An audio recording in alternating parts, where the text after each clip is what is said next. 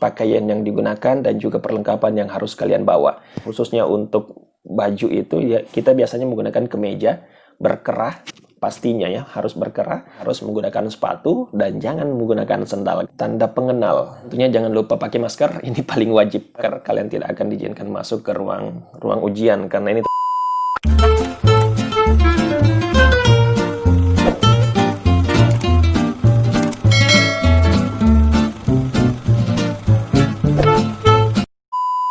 ya. Assalamualaikum warahmatullahi wabarakatuh dan selamat datang di channel ini. Jadi untuk di video kali ini saya akan memberikan informasi apa saja yang harus kalian persiapkan menjelang ujian SBMPTN.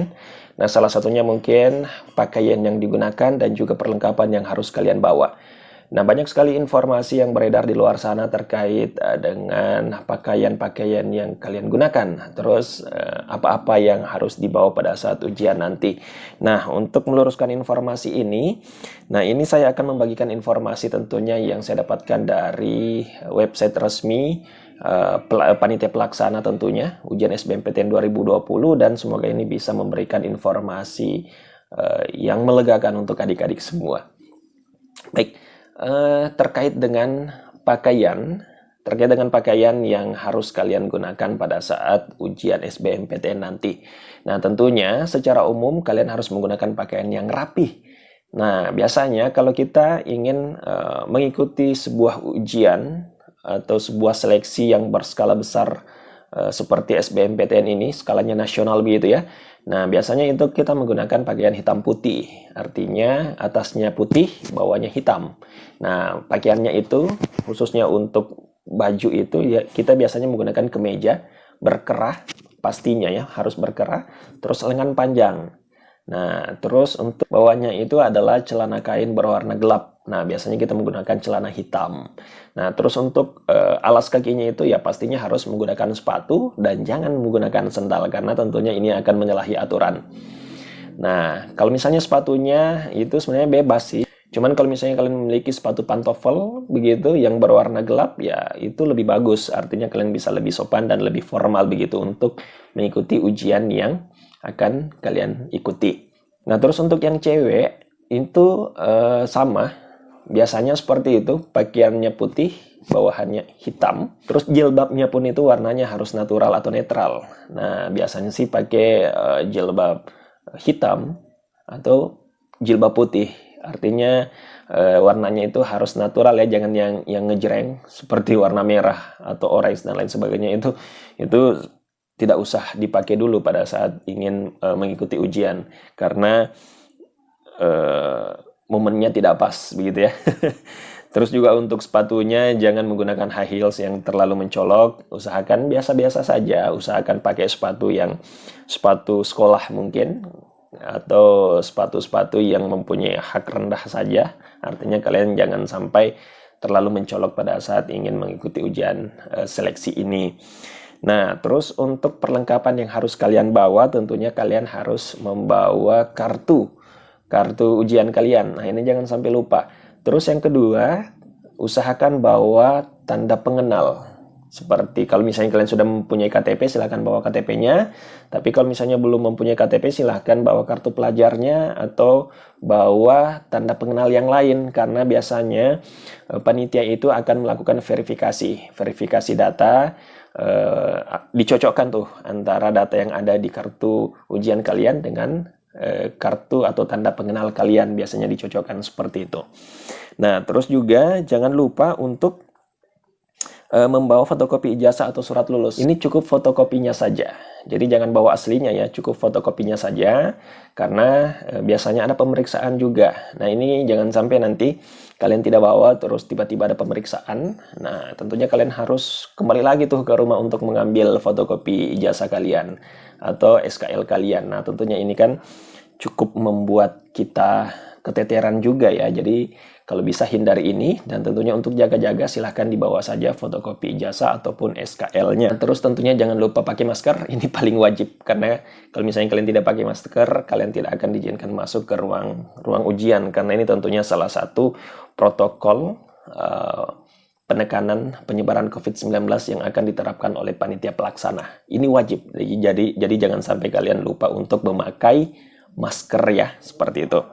Nah, terus untuk alat tulis, nah ini penting nih, banyak kejadian tahun-tahun sebelumnya itu banyak peserta itu hanya membawa pulpen saja, dan itu pun 1 biji.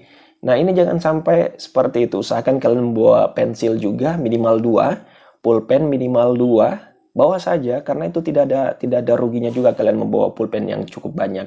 Artinya kalau misalnya tiba-tiba bermasalah, pulpennya tiba-tiba macet begitu, tintanya nggak keluar, nah kalian tentunya punya cadangan pulpen yang lain.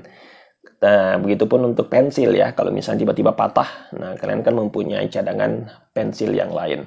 Nah, kenapa pensil dan pulpen ini bisa dikatakan wajib untuk dibawa? Karena tentunya untuk pulpen. Yang pertama untuk pulpen dulu. Nah, ini biasanya kita gunakan untuk mengisi absensi peserta ujian ya. Jadi kita di situ menulis nama dan juga tanda tangan dan lain sebagainya. Nah, tentunya kalau kalian menggunakan pensil ya bisa saja terhapus atau tidak terlalu jelas nama kalian atau tanda tangan kalian. Nah, tentunya ini juga akan merugikan kalian sendiri. Nah, terus gunanya pensil kalian bawa ya tentunya untuk cakaran ya. Nah, kalau misalnya kalian mempunyai cakaran yang cukup banyak, ya tentunya kalian tidak harus mengambil kertas yang baru, tinggal kalian hapus saja. Atau mungkin kalian ingin memberikan penandaan sementara untuk jawaban yang sementara menurut kalian benar. Nah, tentunya itu bisa juga. Jadi nanti pada saat kalian mendapatkan jawaban yang paling tepat, nah jawaban sementara kalian yang tadi itu kalian bisa hapus. Seperti itu ya. Jadi tentunya ini mempunyai fungsi masing-masing dan tidak ada salahnya untuk kalian bawa.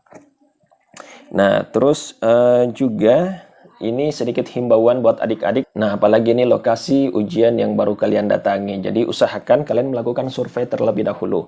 Jadi jangan sampai di hari hanya baru kalian datang ke lokasi itu. Kalian akan kebingungan. Pasti akan baru mencari ruangan saya di mana, terus meja saya di mana dan lain sebagainya. Jadi saran saya usahakan 1 hari sebelum ujian pelaksanaan dimulai, kalian harus sudah ke lokasi ujian kalian untuk melakukan survei terlebih dahulu. Biar kalau misalnya kalian baru menuju ke lokasi sana, ya tentunya kalian sudah tahu jalurnya. Oh, ternyata saya harus lewat sini nih untuk cepat sampai, dan tentunya estimasi waktu juga kalian bisa prediksi dari rumah kalian menuju ke lokasi ujian supaya kalian tidak terlambat. Nah, pada saat sampai di lokasi ujian, tentunya kalian sudah bisa mengetahui ruangan saya di mana, meja saya nantinya di mana. Nah, tentunya nanti akan ditempel nomor ruangan dan lain sebagainya. Nah, selain itu juga tentunya kalian akan mengetahui alurnya. Oh, pertama saya harus ke sini dulu nih untuk melakukan registrasi. Setelah itu saya harus ke sini untuk menunggu jadwal saya mengikuti ujian. Nah, setelah ini saya mengarah lagi ke sini. Nah, tentunya semua itu kita harus pelajari 1 hari sebelum pelaksanaan ujian, biar di hari hanya itu kita tidak keteteran. Banyak sekali calon peserta biasanya yang baru mencari, aduh, ruangan saya di mana nih? Terus saya harus apa ini pertama kali saya sampai di sini, saya harus ngapain begitu. Nah, usahakan yang seperti itu kalian hindari, jangan sampai terjadi ke kalian. Karena kalau misalnya seperti itu kalian akan keteteran, was-was sendiri sampai kalian panik. Nah, tentunya ini juga akan berdampak ke imun kalian, takutnya nanti kalian drop pada saat pemeriksaan suhu tubuh dan suhu kalian akan meningkat. Nah, ini juga akan membuat kalian rugi. Terus juga mungkin pelajaran-pelajaran yang kalian sudah ingat-ingat betul tiba-tiba blank begitu gara-gara ada masalah di lokasi ujian. Nah, ini semuanya kita harus hindari. Jadi usahakan jangan sampai kalian lupa mengecek lokasi ujian kalian. Jadi usahakan 1 hari sebelum atau 2 hari sebelum itu silakan ke lokasi ujian untuk melakukan pengecekan supaya kalian tidak kayak orang hilang nanti di hari haya, seperti itu. Nah, terus tentunya jaga imun tubuh, jangan sampai kalian panik, jangan sampai kalian stres, jangan sampai kalian mengalami penurunan imun. Tentunya juga gitu akan berpengaruh terhadap konsentrasi kalian dalam pengerjaan soal nanti. Jadi ingat, fokus, usahakan jangan berpikir yang aneh-aneh. Usahakan jangan sampai fokus kalian itu hilang, dan jangan sampai apa yang kalian pelajari selama ini itu sia-sia. Jadi usahakan maksimalkan di hari itu, hanya kurang lebih 2 jam kalian berjuang. Setelah itu bebas.